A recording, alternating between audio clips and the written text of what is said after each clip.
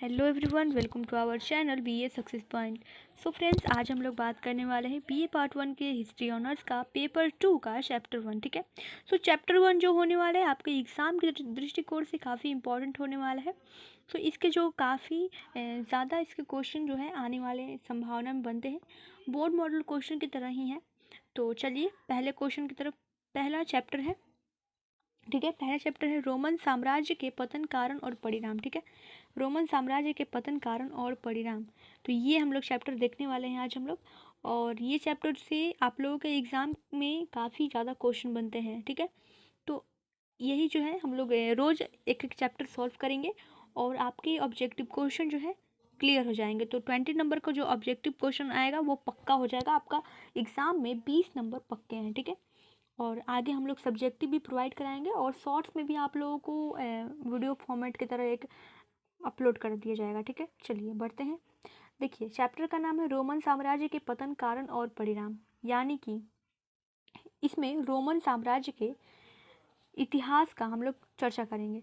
तो इसके कुछ इंपॉर्टेंट एमसीक्यूज को सॉल्व करेंगे, यानी कि ऑब्जेक्टिव क्वेश्चन को सॉल्व करेंगे। तो ये पहला चैप्टर है, decline of Roman empire, causes and consequences. ठीक है, कॉन्सिक्वेंसेस। चलिए तो बढ़ते हैं पहले क्वेश्चन की तरफ। पहला क्वेश्चन है कि रोम किस नदी के किनारे बसा था। तो रोम जो है ये टाइबर नदी के किनारे बसा था। निम्न में से किस साम्राज्य के पतन से यूरोप में प्राचीन काल की समाप्ति और मध्य युग का आरंभ होता है। तो ये अगला क्वेश्चन है। तो किस साम्राज्य के पतन से? तो रोमन साम्राज्य के पतन से यूरोप में प्राचीन काल की समाप्ति और मध्य युग का आरंभ होता है। ठीक है, आगे बढ़ते हैं अगले क्वेश्चन की तरफ। यूरोपीय मध्यकालीन युग के अंतर्गत, एक मिनट, यूरोपीय मध्यकालीन युग के अंतर्गत निम्न में से किसे शामिल करते हैं। तो कौन सा काल जो है यूरोपीय मध्यकालीन युग के अंतर्गत है? तो 500 से 1000 ईसा पूर्व, 1000 से 1800 ईसा पूर्व, या 500 से 1500 ईसा पूर्व। तो इसका राइट आंसर हो जाएगा 500 से 1500 ईसा पूर्व के मध्य के काल को मध्यकालीन युग कहा जाता है, यानी कि यूरोपीय मध्यकालीन युग के अंतर्गत इसे शामिल किया गया है। अगला क्वेश्चन है कि निम्न में से किस युग को अंधकार युग के नाम से जाना जाता है।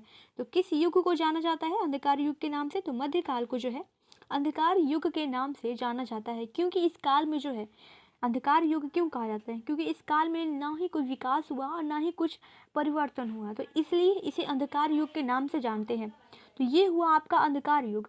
तो ये आप लोगों को 9th और 10th यानी कि क्लास में 9th 10th क्लास में आप लोगों को ये पढ़ने को होगा। एनसीईआरटी हिस्ट्री में आप लोगों को पढ़ने को होगा।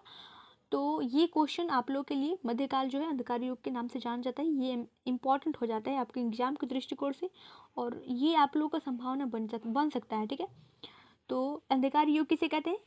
तो वैसा युग जिसमें ना ही कोई विकास हुआ और ना ही कोई परिवर्तन हुआ, यानी कि पूरी तरह उसमें वैज्ञानिक परिवर्तन नहीं हुआ, यानी वैज्ञानिक विकास नहीं हुआ, कुछ बदलाव देखने को नहीं मिला, उसे ही अंधकार युग के नाम से जानते हैं। तो अंधकार युग के नाम से जाना जाने वाला काल जो है ये मध्यकाल के नाम से जाना जाता है। अगला क्वेश्चन देखते हैं, मध्ययुगीन भावनाओं का निम्न में से कौन सा अर्थ है। तो मध्ययुगीन भावनाओं का निम्न में से कौन सा अर्थ है? तो प्राधिकार के प्रति विश्वास और आज्ञा पालन। तो प्राधिकार के प्रति विश्वास और आज्ञा पालन, यानी कि ये दोनों ही मध्ययुगीन भावनाओं का अर्थ है। ठीक है, अगला क्वेश्चन देखते हैं कि रोमन साम्राज्य यानी कि रोम साम्राज्य के पतन के निम्न में कौन से कारण थे। तो रोम साम्राज्य के पतन के कारणों की चर्चा करें तो आर्थिक असंतोष भी था, और राजनीतिक भ्रष्टाचार भी था, और सैनिक तंत्रवाद भी था। यानी कि तीनों ही कारण जो है रोम साम्राज्य के पतन के लिए काफ़ी ज़्यादा थे। तो उपयुक्त सभी जो है ये इसका राइट आंसर हो जाएगा। अगला क्वेश्चन देखते हैं कि रोमन साम्राज्य के आर्थिक ढांचे ढहने के निम्न में से कौन से कारण थे। तो रोमन साम्राज्य के आर्थिक ढांचे यानी कि जो एक बेसिक होता है जिसपे इकोनॉमिक कह सकते हैं, इसे आप टिका हुआ है, आधारभूत संरचना इस पे टिका हुआ है, आधार रोमन साम्राज्य का पूरा आधार ही इस ढांचे के तहत टिका हुआ है। तो इस आर्थिक ढांचे के ढहने के निम्न में से कौन से कारण थे। तो अतिशय दरिद्रता, आर्थिक असमानता, वाणिज्य और उद्योग का अस्त व्यस्त हो जाना। तो जब किसी की आर्थिक व्यवस्था खराब होती है तो वो ढह ही जाता है, तो उसका कोई आर्थिक मतलब कि कोई आधार ही नहीं रहता। तो आर्थिक ही वो एक चीज़ है जो एक व्यक्ति का आधार रहता है, या किसी देश का आधार क्या रहता है? आर्थिक व्यवस्था। ठीक है। तो वही जो है आर्थिक ढांचे के ढहने के निम्न में से ये तीनों ही कारण सत्य हैं, यानी कि उपयुक्त सभी। चलिए आगे देखते हैं, निम्न में से कौन सा कथन जो है सही है। तो अगले देखते हैं अगला ऑप्शन, रोमन साम्राज्य का समाज प्रजातांत्रिक नहीं था। बिल्कुल सही है। रोमन साम्राज्य कई कई वर्गों में विभक्त था और विभिन्न वर्गों में सामंजस्य नहीं था। तो ये भी ऑप्शन सही है। समाज अवगुणों और दुर्बलताओं से भरा था। तो ये ऑप्शन भी आपका बिल्कुल सही है। तो इनका राइट आंसर हो जाएगा उपयुक्त सभी। अगला क्वेश्चन देखते हैं कि पूर्व मध्यकालीन यूरोप की निम्न में से कौन सी महत्वपूर्ण विशेषताएं हैं। तो पूर्व मध्यकालीन यूरोप की जो महत्वपूर्ण विशेषताएं हैं, फूट और नैराश्य, बर्बर लोगों का आक्रमण और सामंतवाद का उदय थे। यानी कि ये तीनों ही ऑप्शन आपके राइट हैं, यानी कि सही हैं। तो उपयुक्त सभी इसका राइट आंसर हो जाएगा। अगला क्वेश्चन देखते हैं, अगर इस तरह का बीए के एग्जाम में मैं मैं ट्रिक बताऊँ एक, तो ये जो अगर कोई भी क्वेश्चन आप लोगों का कोई भी क्वेश्चन आ जाए, अगर उपयुक्त सभी पूछे लास्ट में, उपयुक्त सभी अगर ऑप्शन रहे लास्ट में, तो आप लोग आंख बंद करके उपयुक्त सभी पर ही क्लिक कर लीजिए, क्योंकि वो क्वेश्चन उपयुक्त सभी अगर पूछ देगा लास्ट में, अगर इस तरह के ऑप्शन आप लोगों को देखने को मिल जाए, कोई भी क्वेश्चन ABCD कोई भी क्वेश्चन हो, क्वेश्चन पे ध्यान नहीं देना, अगर ये उपयुक्त सभी लास्ट में अगर आप लोग का आंसर दे दे, बीए के एग्जाम के दृष्टिकोण से कह रही हूँ मैं, ठीक है। आप लोग कॉम्पिटिटिव एग्जाम ये मत लीजिएगा, बस बीए के एग्जाम के लिए, क्योंकि ये जो है पूरा क्वेश्चन ये उठा कर देता है। तो अगर उपयुक्त सभी पूछ दे तो उपयुक्त सभी पर क्लिक करना है, ठीक है। तो आप लोगों का यहाँ से बिना कुछ किए एक नंबर मिल जाएगा, सॉरी 2 नंबर का ये फॉर्मेट रहता है, 2 नंबर आप लोगों का मिल जाएगा, ठीक है। तो चलिए, ये हुआ आप लोगों का कोई एक ट्रिक। इसी तरह की ट्रिक जानने के लिए हमारे चैनल को सब्सक्राइब कर ले और लाइक कर ले हमारे वीडियो को, और शेयर कर दे अपने सभी दोस्तों के साथ। तो फ्रेंड्स, इस तरह की वीडियो बनाने में काफ़ी मेहनत लगती है, आप लोग काफ़ी मेहनत के बाद, काफ़ी मशक्क़त के बाद आप लोगों को ये वीडियो प्रोवाइड होती है। तो प्लीज़ इस वीडियो को लाइक करें, बस एक लाइक का बटन दबाना है आप लोगों को, और कुछ नहीं करना। और सब्सक्राइब कर लें, जो रेड कलर का जो बटन है उसे सब्सक्राइब लिखा हुआ रेड कलर का, उसे आप क्लिक कर लें, और बेल आइकन को भी प्रेस कर लें, ताकि आपको सबसे पहले हमारी वीडियो प्रोवाइड हो। तो चलिए, और शेयर करना बिल्कुल मत भूलिएगा, ठीक है। चलिए मिलते हैं, अगले क्वेश्चन की तरफ बढ़ते हैं। उत्तर मध्यकालीन यूरोप की निम्न में से कौन सी विशेषताएं हैं। तो उत्तर मध्यकालीन यूरोप की निम्न में से जो विशेषताएं हैं, देखिए यहाँ पे भी मैं आपको कह देती हूँ, अगर इस तरह का ऑप्शन देखने को मिले उपयुक्त सभी, तो उपयुक्त सभी पर आप लोगों को क्लिक करना है, ठीक है। तो व्यवसाय की वृद्धि और शक्तिशाली व्यवसायी वर्ग का उदय, ये सही है। सामंतवाद का ह्रास, यानी कि उत्तर मध्यकालीन यूरोप की जो विशेषताएं हैं, यानी कि सामंतवाद का ह्रास होते गया, और उत्तरकालीन यूरोप की यही विशेषताएं हैं। ईसाई धर्म और इस्लाम धर्म के बीच संघर्ष हुआ, ये उत्तर मध्यकालीन यूरोप की ये एक विशेषता है। तो यानी कि उपयुक्त सभी जो है विशेषताएं सत्य हैं। रोमन साम्राज्य के अंतर्गत निम्न में से कौन सा क्षेत्र शामिल था। सिसिली, मिस्र, क्रीट, यानी कि तीनों ही क्षेत्र रोमन साम्राज्य के अंतर्गत शामिल था। तो उपयुक्त सभी इसका राइट आंसर हो जाएगा।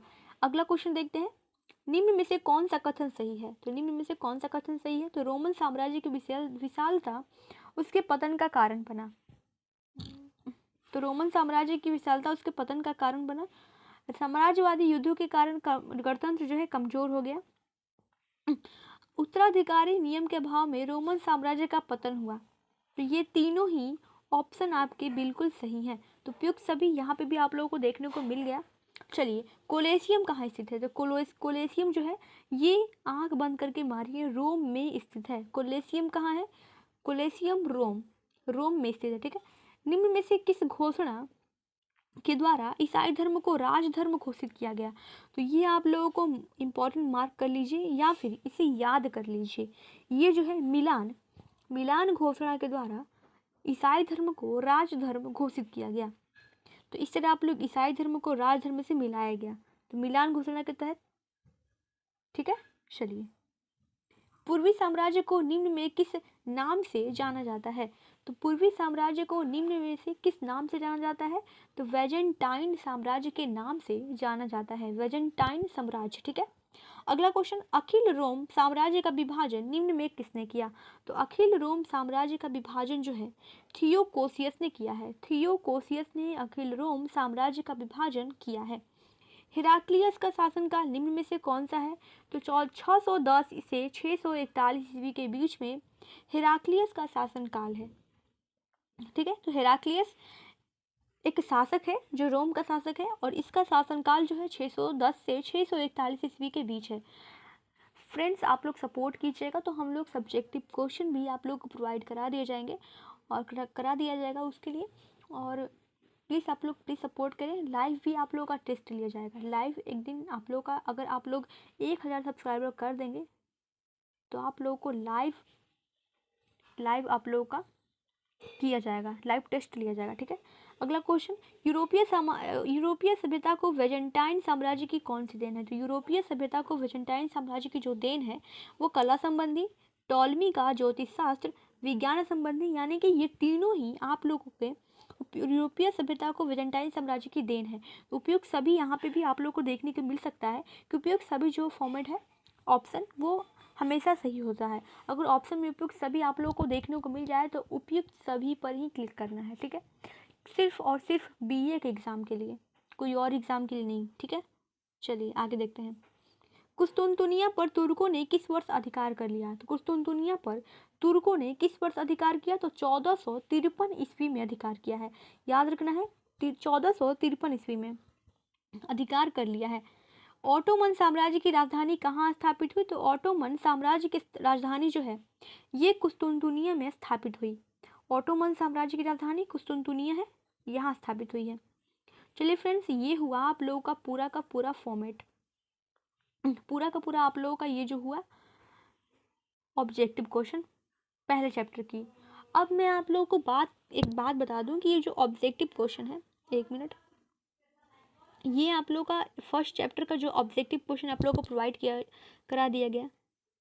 ठीक है, तो ये आप लोग को लगभग 15 चैप्टर है, तो ये आप लोग को 15 का 15 चैप्टर हर पर डे आप लोग को प्रोवाइड किया जाएगा। और आप लोग सपोर्ट कीजिए प्लीज़, आप लोग के सपोर्ट के बिना कुछ भी नहीं है। इसी तरह आप लोग का पार्ट 1, पार्ट 2 और पार्ट 3 यानी कि तीनों बीए का तीनों पार्ट का आप लोग का फॉर्मेट प्रोवाइड किया जाएगा। तो हिस्ट्री ऑनर्स के स्टूडेंट आप लोग प्लीज़ ध्यान दीजिए, यहाँ पे आप लोगों को ये हिस्ट्री ऑनर्स कभी बाउंड नहीं जाएगा। आप लोग को एक एक क्वेश्चन आप लोगों को प्रोवाइड किया जाएगा और भी सब्जेक्ट के क्वेश्चन प्रोवाइड किए जाएंगे।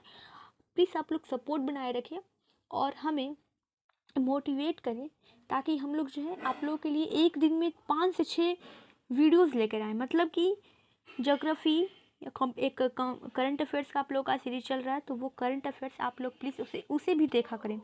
करंट अफेयर्स ये नहीं है कि कम्पिटिटिव एग्ज़ाम के लोग ही देखें, करंट अफेयर्स से अवेयरनेस सभी को रहना चाहिए।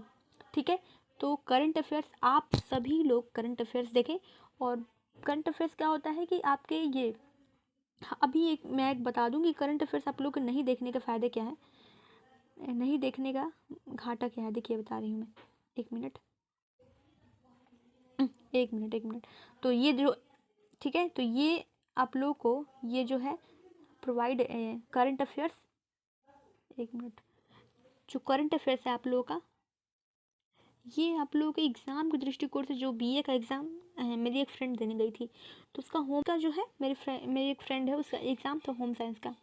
तो उसमें क्या आया था कि लड़कियों की शादी की न्यूनतम वर्ष क्या है, तो उसमें 18 भी था, 21 भी था। तो वहाँ मतलब उस टाइम अभी शुरुआत था, 21 वर्ष कर दिया गया है न्यूनतम उम्र। तो वो उसने क्या करके आया, तो उसने 18 वर्ष टिक करके आ गई। तो मैंने उससे कहा कि 18 वर्ष तो नहीं होगा, 21 वर्ष अब वो फॉर्मेट में बदल गया है। तो ये है आप लोगों के एग्ज़ाम करंट अफेयर। देखिए यहाँ पे आपका जो है करंट अफेयर्स टाइप का क्वेश्चन आप लोगों का पूछ लिया, यानी कि अभी नए में जो बदलाव आया है न्यू में, वो 21 वर्ष हो गया है। तो इसलिए वो क्वेश्चन पूछा था और उसका सही जवाब 21 वर्ष था, ना कि 18 वर्ष। और उसने क्या किया, 18 वर्ष टिक करके चली आई। तो वो उस टाइम न्यू ये क्वेश्चन बन रहा था, मतलब मुद्दा चल रहा था अभी 18 से 21 करने का। तो वो उसने ध्यान नहीं दिया और वो 18 करके चली आई। ठीक है, तो ये आप लोगों को ध्यान देना है। और करंट अफेयर्स का जो सीरीज आप लोगों को प्रोवाइड हो रहा है वो आप लोग रोज़ देखिएगा। और आप लोगों को एक ज्योग्राफी का क्वेश्चन आप लोगों को प्रोवाइड किया जाएगा और पॉलिटिकल का क्वेश्चन आप लोगों को प्रोवाइड किया जाएगा। एक जीएस का क्वेश्चन आप लोगों को प्रोवाइड करा दिया जा रहा है। और एक डेली जी के डोज आप लोगों को प्रोवाइड हो रहा है शॉर्ट्स में, 1 मिनट के अंदर अंदर 10 से 15 क्वेश्चन आप लोगों को प्रोवाइड हो जा रहा है। तो आप लोग उसे भी बिल्कुल देखें, बिल्कुल मिस ना करें, ठीक है। तो उसे आप लोग देखें। और ज्योग्राफी, पॉलिटिकल और आप लोगों का ये हिस्ट्री ऑनर्स का जो है पेपर 2 का जो है ये आप लोगों को, 1 मिनट, पेपर 2 का जो है आप लोगों को ये प्रोवाइड हो रहा है।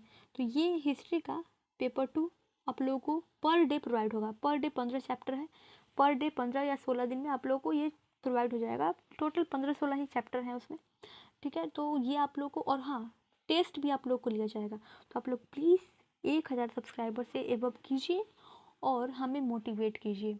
हमें बस और कुछ नहीं चाहिए, बस आपके सपोर्ट की ज़रूरत है फ्रेंड्स। सो चलिए मिलते हैं नेक्स्ट वीडियो में नेक्स्ट कंटेंट के साथ। और आप लोगों का एक जीएस फॉर्मेट जो डेली जीके डोज आ रहा है उसे आप लोग प्लीज़ बिल्कुल मिस मत कीजिएगा। डेली जीके डोज आप लोगों को देखना है, करंट अफेयर्स देखना है, और जो भी आप लोगों का सब्जेक्टिव क्वेश्चन आएगा या जो भी आपका सब्जेक्ट रिलेटेड जो भी वीडियो प्रोवाइड होगा उसे आप लोग बिल्कुल मिस मत कीजिएगा। एक वीडियो देखने में आप लोग का क्या जाता है। आप लोग मैं बता दूं कि 1.5 स्पीड से देखिए, 1.5 स्पीड से देखिए या 1.25 स्पीड से देखिए, 1.25 से स्पीड से देखिए, तो आप लोगों का जल्दी से जल्दी वीडियो ख़त्म भी हो जाएगा, ठीक है। तो ये आप लोग कीजिए, या फिर मैंने तो हमेशा फास्ट ही पढ़ाने की कोशिश करती हूँ ताकि आप लोगों का टाइम का बचत हो, ठीक है। तो चलिए मिलते हैं नेक्स्ट वीडियो में। Thanks to watching. इतनी यहाँ तक हमको सुनने के लिए आप लोगों का बहुत बहुत धन्यवाद। चलिए।